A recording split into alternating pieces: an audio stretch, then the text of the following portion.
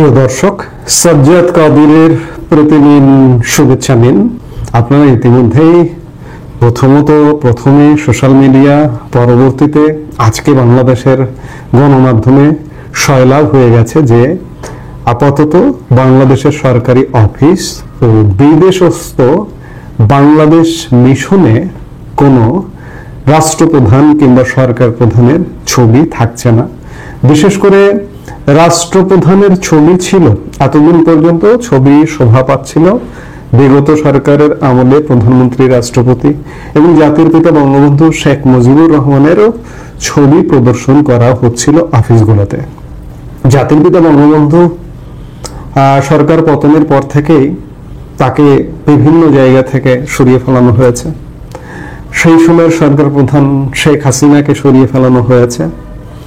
এতদিন পর্যন্ত, এই 1 বছর পর্যন্ত রাষ্ট্রপ্রধান মহামান্য রাষ্ট্রপতি মোহাম্মদ শাহাবুদ্দিনের ছবি সরকারি দপ্তরগুলোতে ছিল।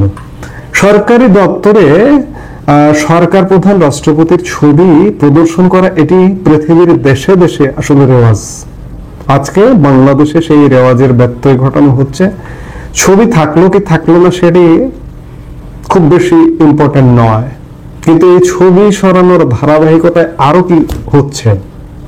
ছবি একজন নাই রাখতে পারেন, যেমন বর্তমান অন্তর্বর্তীকালীন সরকার প্রধানের ডক্টর ইউনূসের ছবি এখনো পর্যন্ত প্রদর্শন করা হয়নি, হবে না, এটি স্বাভাবিক। তিনি তো অনির্বাচিত একটি সরকার প্রধান এবং অন্তর্বর্তীকালীন ইন্টারিম, কাজে তার ছবি প্রদর্শন করা এবং তার ছবিটা প্রদর্শন করাটাও এটা হবে চাপিয়ে দেওয়া, কারণ তিনি জনগণের সরকার নয়, তিনি নির্বাচিত সরকার নয়।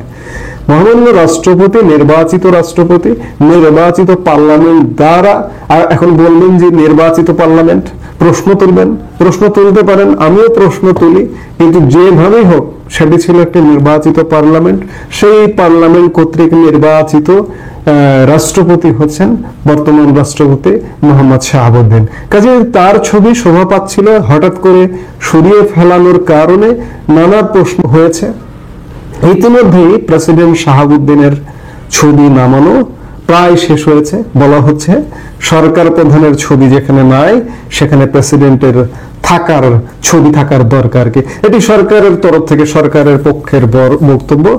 তবে এই যে ছবিগুলো যে নামানো হচ্ছে, এই ছবিগুলো নামানোর ব্যাপারে লিখিত কোনো আদেশ দেওয়া হয়নি।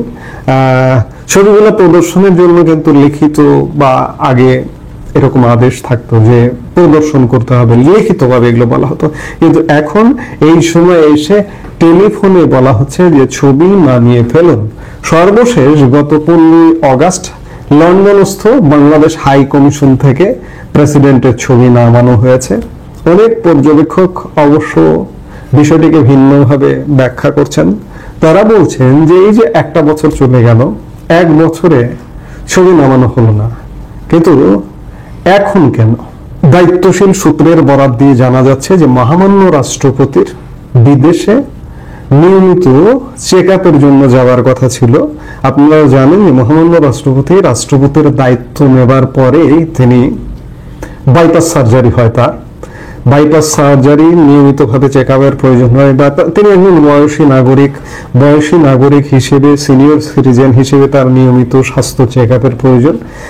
তিনি এর মধ্যে পরিকল্পনাও করেছিলেন যে তিনি চিকিৎসার জন্য বা চেক আপের জন্য বিদেশে যাবেন, কিন্তু সরকারের তরফ থেকে বা সরকারের পক্ষ থেকে তার বিদেশ যাওয়াকে বাদ সাধা হয়েছে। বলা হয়েছে এই মুহূর্তে বিদেশ না যাওয়ার পরিকল্পনা করাটাই ভালো, কারণ প্রেসিডেন্ট এই মুহূর্তে বিদেশে চলে গেলে দেশ এক সাংবিধানিক সংকটে পড়বে। যদিও আমার যতদূর মনে আছে যে মহামান্য রাষ্ট্রপতি যখন বাইপাস সার্জারি করতে গিয়েছিলেন তখন আওয়ামী লীগ সরকার ক্ষমতায় ছিল, তার অ্যাবসেন্সে কাউকে দায়িত্ব দেওয়া হয়েছিল না। কিন্তু আজকে নতুন করে যেহেতু সংসদ নেই, যেহেতু প্রধানমন্ত্রী নেই, যেহেতু আরো অনেক কিছু নেই, স্পিকার নেই, ডেপুটি স্পিকার নেই, কেউ নেই, সেই জায়গায় মহামান্য রাষ্ট্রপতি যদি এই মুহূর্তে বিদেশ যান তাহলে দেশ এক সাংবিধানিক সংকটে পড়বে। তার অবর্তমানে দায়িত্ব নেবার কথা স্পিকারের, কিন্তু স্পিকার ইতিমধ্যেই পদত্যাগ করেছেন এবং পদত্যাগ করে তিনি নিরাপদ জায়গায় অবস্থান করছেন। ডেপুটি স্পিকার নিঃশব্দে জেলখানায়, কেউ জানে না, তার কোনো খবর নেই, কেউ কোনো জায়গায় কোনো আলোচনা নেই, তিনি জেলে বন্দী। এই অবস্থায় দায়িত্ব কে নেবেন, এটি একটি বড় প্রশ্ন। এছাড়া দায়িত্ব নেবার কোনো উপায় নেই। প্রধান বিচারপতি দায়িত্ব নেবেন, সেটিও কিন্তু জটিল বিষয়। সেটি সংবিধানে এ ধরনের কোনো কিছু বলাও নেই যে প্রধান বিচারপতি দায়িত্ব নেবেন, এবং নিতে হলেও সেটি ভিন্ন বিষয়, সেটি ভিন্ন প্রেক্ষাপটে। এই বর্তমান যে সরকারটি গঠিত হয়েছে, যেমন ভিন্ন প্রেক্ষাপটে, এটি বৈধ কি বৈধ নয়, এমন নানা প্রশ্ন আছে। আজকে রাষ্ট্রপতি যদি বিদেশে যান, তার দায়িত্ব কে নেবেন? আসলে সত্যিকার অর্থে দায়িত্ব নেবার মতো এই মুহূর্তে বাংলাদেশের বাস্তবতায় কেউ নেই, যার দরুন তাকে বিদেশ যেতে বাদ সাধা হয়েছে। তাকে শুধুমাত্র এই কারণে বিদেশ যেতে বাদ সাধা হয়েছে, নাকি আরো অন্য কিছু আছে? এর মধ্যে কি ষড়যন্ত্র তত্ত্ব আছে কিনা? পরিস্থিতি যে এখানেই শেষ, যে রাষ্ট্রপতির ছবি নামছে, রাষ্ট্রপতি বিদেশে চিকিৎসার জন্য যেতে চাইছেন, যেতে পারছেন না, আসলে কি আপনারা জানেন যে রাষ্ট্রপতি নিয়েও এই যে বর্তমান, বিশেষ করে এই যে নতুন বন্দোবস্ত, যারা নতুন বন্দোবস্তের কারিগর, তারা রাষ্ট্রপতিকে অপসারণ করতে চেয়েছিলেন। রাষ্ট্রপতিকে অপসারণ করার ব্যাপারে বঙ্গভবনের সামনে গিয়েও অবস্থান নিয়েছিলেন। যেটি হোক না কেন, যে ইতিমধ্যে ডক্টর ইউনূস নির্বাচনের একটা সময়সীমা ঘোষণা করেছে। গত বৃহস্পতিবারে নির্বাচন কমিশনও বলেছে যে এই সপ্তাহে, আজকে কেবল সপ্তাহ শুরু হলো, নির্বাচনের একটা রোডম্যাপ ঘোষণা করবে নির্বাচন কমিশন। এই অবস্থায় নির্বাচন সামনে রেখে এই ধরনের পরিস্থিতিতে রাজনীতিকে যদি রাষ্ট্রপতিকে কিছু করা হয়, রাষ্ট্রপতি অপসারণ করা হয়, কিংবা যেটি হোক না কেন, একটা নতুন পরিস্থিতি যে উদ্ভব হবে তাতে কোনো সন্দেহ নাই। পানিটা এমনি বাংলাদেশের এই মুহূর্তের পানি ঘোলা, এই ঘোলা পানিতে যে কেউ যে কোনো ভাবে মাছ শিকার করছে, আমরা দেখছি, এবং একটা মাছসান্যই চলছে। এবং এই মাছসান্যই চলতে চলতে আমরা বেশ কিছুদিন যাবত আলাপ করছি যে 111। আজকে যদি রাষ্ট্রপতি নিয়ে যদি কেউ সংকট তৈরি করতে চায়, তাহলে আরেকটা 111 যে ঘটবে না, এই নিশ্চয়তা দিতে পারে না। অতীতে বেশ কয়েক মাস যাবতই রাষ্ট্রপতিকে অপসারণের জায়গা থেকে বিএনপির এ ব্যাপারে আপত্তি ছিল, আমরা এতদিন জেনে এসেছি।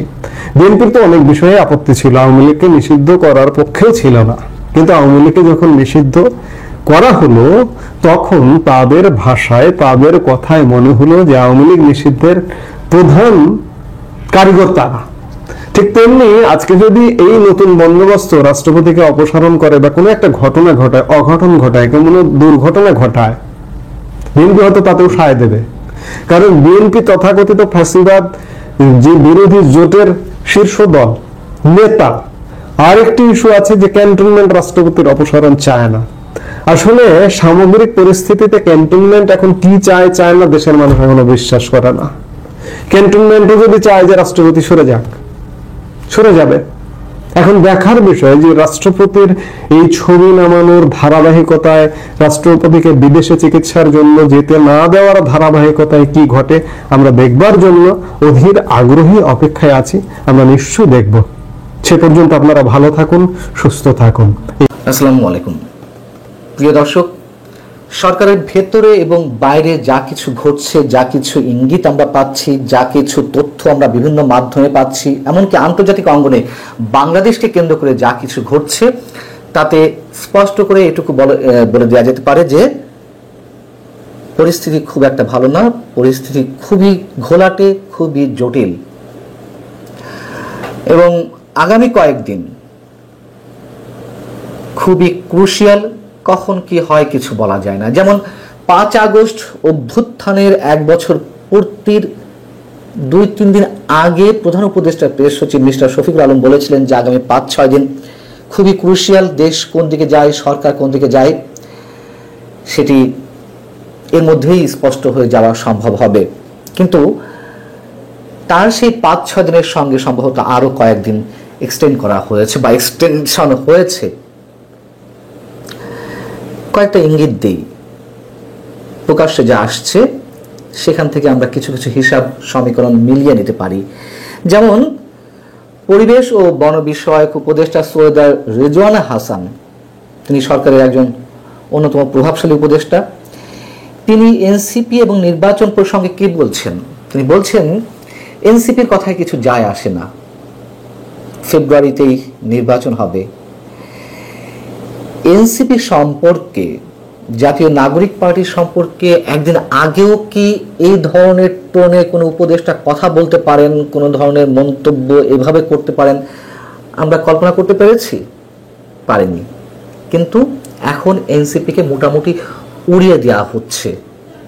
যে এনসিপিকে সব সময় প্রধান উপদেষ্টা তার ডান পাশে রেখেছেন, যে কোনো পার্টির সঙ্গে আলোচনায়, যে কোনো মুহূর্তে আলোচনা করেছেন, এখন এসে এমন মন্তব্য করছেন।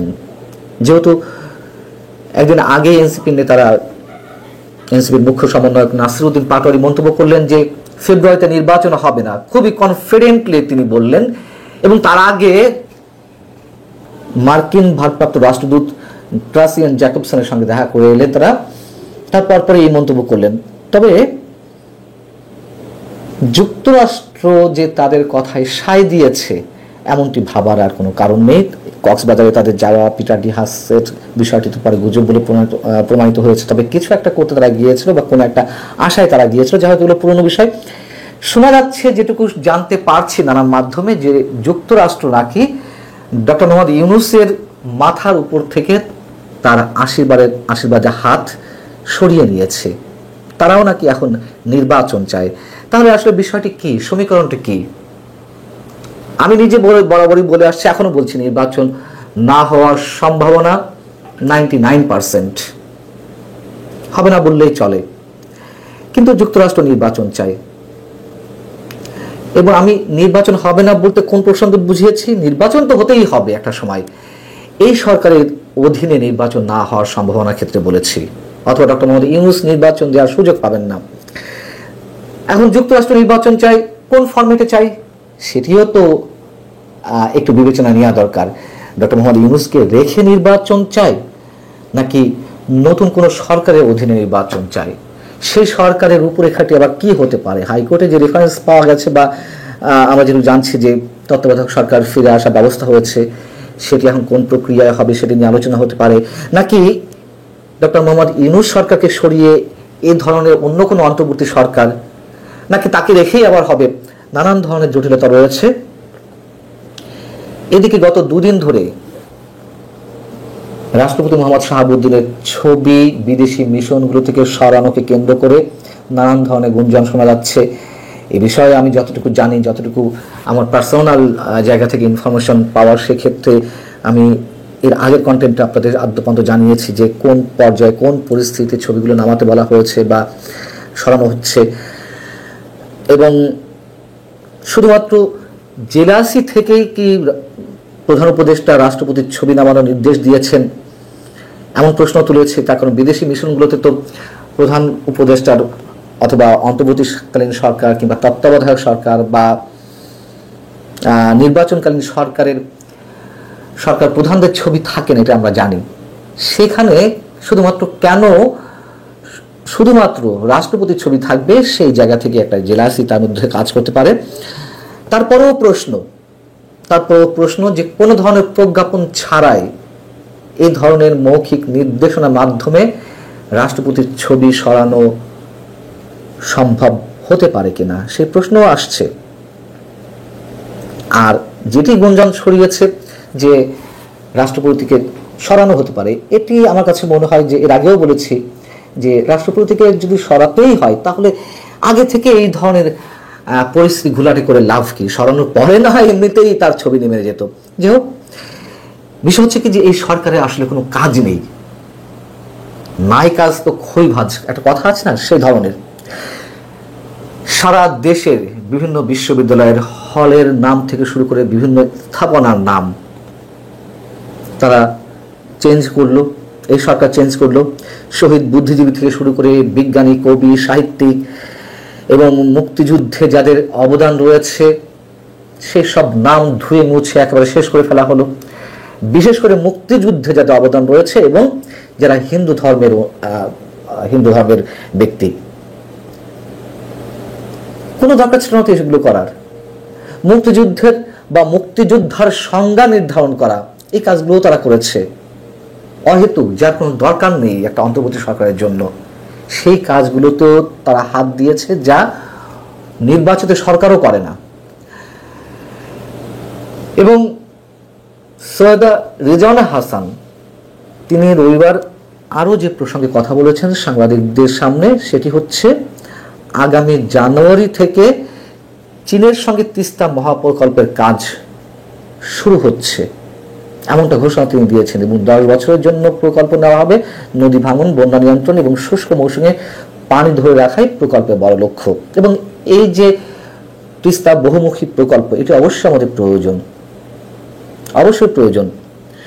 কিন্তু আমরা তো আন্তর্জাতিক ষড়যন্ত্রের মধ্যে পড়ে গেছি, দুই পক্ষের টানাটানির মধ্যে। একদিকে চীন খুব আগ্রহ দেখাচ্ছে, তারা এই প্রকল্পে অর্থায়ন করতে চায়, কিন্তু এটাও তো সত্য কথা যে অর্থায়নের মাধ্যমে এই প্রকল্পে চীনের স্বার্থ রয়েছে। ভারতের চিকেন নেকের কাছে যেই প্রকল্প গড়ে তোলা হবে, সেখানে থেকে তাদের কারিগরি টিমের মধ্যে এমন অনেকে আসবেন ওপারের বিষয়গুলো নজরদারি করার জন্য, ভারতের বিষয়গুলো, বিশেষ করে ভারতের 7 সিস্টার্সের উপরে নজরদারি করার জন্য। আবার এ কারণেই ভারত কোনো মতেই এই প্রকল্প চীনের অর্থায়ন হোক তা তারা চায় না। তারা নিজেরাও এই প্রকল্পে অর্থায়ন করতে চেয়েছিল আওয়ামী লীগের শেষ সময়ে এসে, এবং এই বিষয়টি নিয়ে অনেক দূর গড়িয়েছিল। চীনও এত বেশি আগ্রহী যে 2024 7 জানুয়ারি নির্বাচনের পরপরই বাংলাদেশে নিযুক্ত চীনা রাষ্ট্রদূত ইয়াং ওয়েন তিনি কয়েক দফায় শেখ হাসিনা থেকে শুরু করে মন্ত্রিপরিষদের অনেকের সঙ্গে তিনি বৈঠক করেছেন যে নির্বাচন তো শেষ, এই প্রকল্পের কি হলো।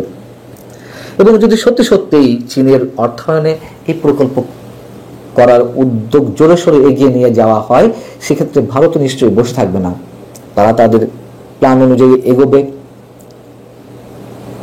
অতএব সামান্য কয়েকটি বিষয় আপনাদের সামনে উল্লেখ করলাম, এর বাইরে আরও অনেক কিছু রয়েছে যেগুলো বলার সময় আসেনি। তবে সামান্য এই কটি বিষয় নিয়েই আমরা মোটামুটি অনুধাবনের চেষ্টা করতে পারি যে আগামী কয়েকদিনে কি ঘটতে যাচ্ছে বা কি হতে যাচ্ছে, টালমাটাল পরিস্থিতি কোন দিকে গড়াতে পারে।